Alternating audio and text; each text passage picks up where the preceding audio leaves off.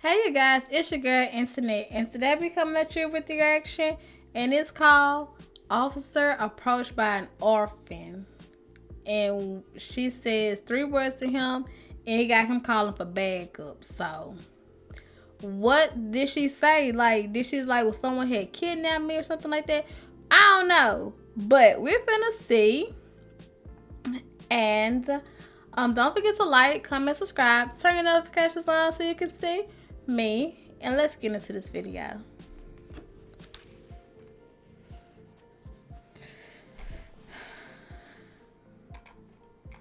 Officer Jackson was on his routine patrol when a young orphan girl approached him on a dimly lit street corner. She looked up at him with tear-filled eyes and whispered 3 words that sent shivers down his spine. Those 3 words revealed a truth that would unravel a web of mystery and danger, and Officer Jackson knew he had to act quickly. But before we start, make sure to subscribe if you haven't, and hit that notification bell so that you won't miss any new stories. This was a situation that Officer Jackson had never been in. He was only on the force for about 3 years by now, and he had just been on a regular patrol this morning. His college officer, Maroy, was waiting in the car for him and had seen everything unfold. She had already made her way over to Jackson and the little girl and told them that she would quickly scout the area to see if she could determine where this girl had come from. Maybe her parents were also still around here somewhere and the girl was just lost. All the while, Officer Jackson stayed with the girl. It was clear to him that she trusted him, and he was not about to betray that trust in any way. He walked her to the police car and sat down in the back with her. Officer Jackson had taken a picture of the young girl and sent that to all the officers. They were starting to go door to door with it and asking everybody who opened up for them if they knew her or if they had even ever seen her before. But in the end, their efforts were not completely for nothing. One older woman that was willing to open the door for them did recognize the girl. Okay. But she did make a quick comment when she saw the girl's photo. That girl there, she is an orphan. No mother, no father. When Officer Maroy pressed her to tell them how she knew this, or if she could give them more information, the older woman quickly seemed to realize what she had just said, and told the officers that she did not know anything else. And the longer Maroy tried to talk to her, the more stressed she seemed to become, until the woman slammed the door in her face. Officer Maroy knew that if she wanted to get more information out of this woman, she would either have to arrest her or get a search warrant to go through the house. For now, their search had come to an end, and even though they had some information, they still had no idea where this girl came from. Because even if the old woman was right and she was in fact an orphan, then where had she been all this time?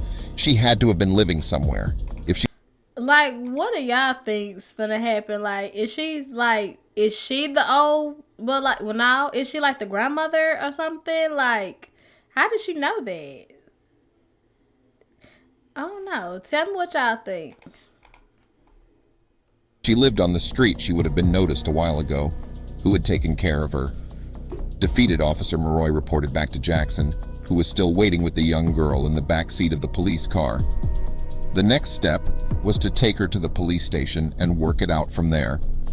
On the ride back to the police station, the 2 officers discussed what would be their best course of action.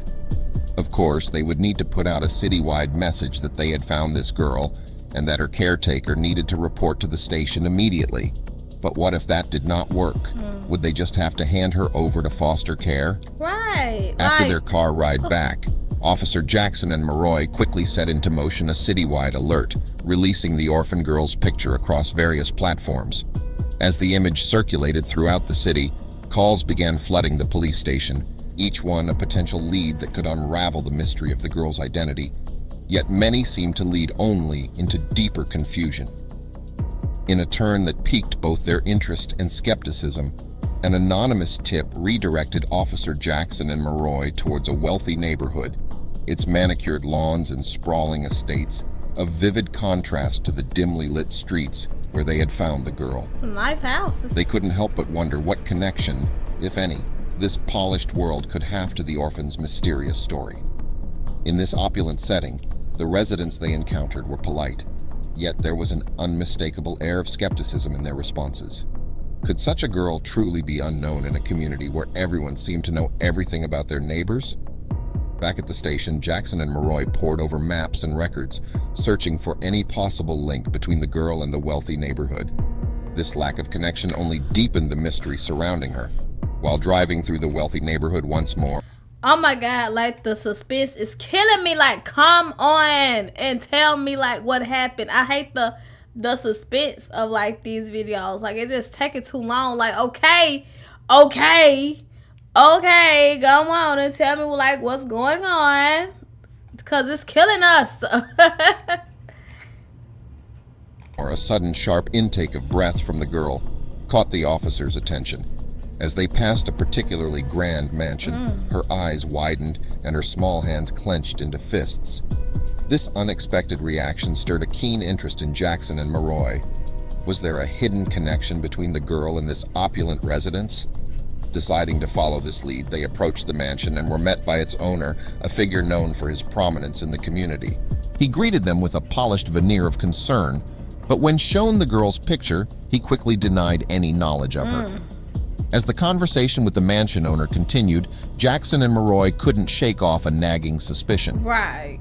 Using the pretext of a routine inquiry, the officers asked to take a look around the mansion. As they walked through its opulent halls, they kept a watchful eye on the girl, who remained silent yet visibly tense. Every glance she cast around the mansion seemed to carry a story yet to be told. Leaving the mansion with more questions than answers, Jackson and Maroy felt a deepening sense of uncertainty. The owner's polished denial and the girl's silent telling reactions created a puzzle that refused to fit together neatly. Back at their desks, Jackson and Maroy began to peel back the layers of the mansion owner's life, combing through financial records and past interactions. Among the mansion owner's financial records were transactions that raised eyebrows, large sums of money moving in unusual patterns, and connections to shadowy figures in the city's social elite. These dealings painted a picture of someone who played at the edges of legality, adept at staying just within the lines. Despite these findings, nothing they uncovered could directly link the mansion owner to the girl. With concrete evidence elusive, Jackson and Maroy decided on a new approach. They set up discreet surveillance on the mansion and its owner, hoping that a watchful eye might reveal something the paper trail had not. With a mixture of determination and apprehension, Jackson and Maroy approached the mansion once more, their strides resolute. Inside the mansion, the atmosphere crackled with an electric charge as the officers pointed, probing questions at the owner. They watched, keen-eyed, as his polished facade began to show cracks, his responses shifting from smooth assurances to defensive retorts. Amidst the heated exchange, the girl, who had been a silent shadow by the officer's side, suddenly showed signs of overwhelming distress. In a moment as fragile as it was unexpected, the girl's voice, long silent, pierced the tense air. Her words, "There are others," were soft yet carried the weight of 1,000 unspoken horrors. This revelation, simple yet chilling, hung in the room, a specter that instantly shifted the narrative of the investigation. With a mixture of shock and determination, they detained the mansion owner, his earlier composure now replaced by a look of disbelief. As they escorted him from his opulent surroundings, the officers knew they were stepping into a potentially deep and troubling part of the investigation. Recognizing the gravity of the girl's statement, a comprehensive search of the property was quickly organized. Jackson and Maroy called in additional officers, briefing them with an urgency that underscored the potential seriousness of what they might uncover. The mansion, once a symbol of wealth and status, was now the focus of grim and intense scrutiny. In a secluded wing of the mansion, their methodical search led them to an unassuming door, skillfully hidden within the intricate designs of the wall. The discovery of this hidden area sent a ripple of apprehension through the team. As the hidden door swung open, a grim scene unfolded before the officers' eyes. Each confined space revealed another child, each appearing just as bewildered and neglected as the first girl they had found. The discovery of these children, hidden away in such deplorable conditions, sent waves of shock and anger through the team. It became chillingly clear that she, along with the other children, had been used as mere sources of income, a despicable exploitation hidden beneath a veneer of wealth and respectability. With each document and each testimony from the rescued children, the horrifying reality of the situation became more apparent. The mansion owner had been running a sinister operation, exploiting vulnerable children for financial gain. Following the shocking discoveries within the mansion, the owner was formally arrested. The charges laid against him were severe and numerous, encompassing child exploitation, neglect, and a host of related offenses. As news of the case spread, the local community reacted with a mix of shock, anger, and profound sympathy.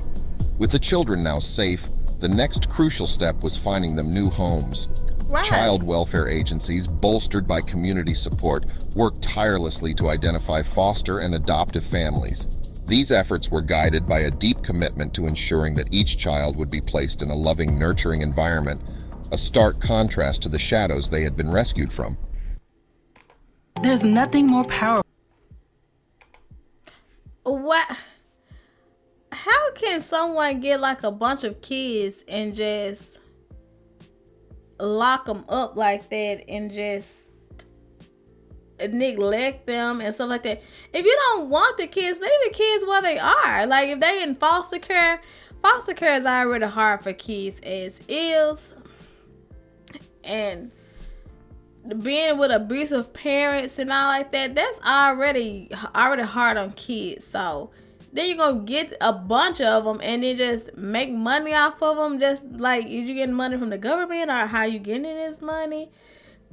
Oh my goodness, that's just so crazy to me. Like, I don't get it. You guys, you tell me what you think about this video, and I will catch y'all in the next one. I can't believe that man. But I'm glad that the little girl got out. I am glad that the little girl got out. I'll see you later, you guys. Bye.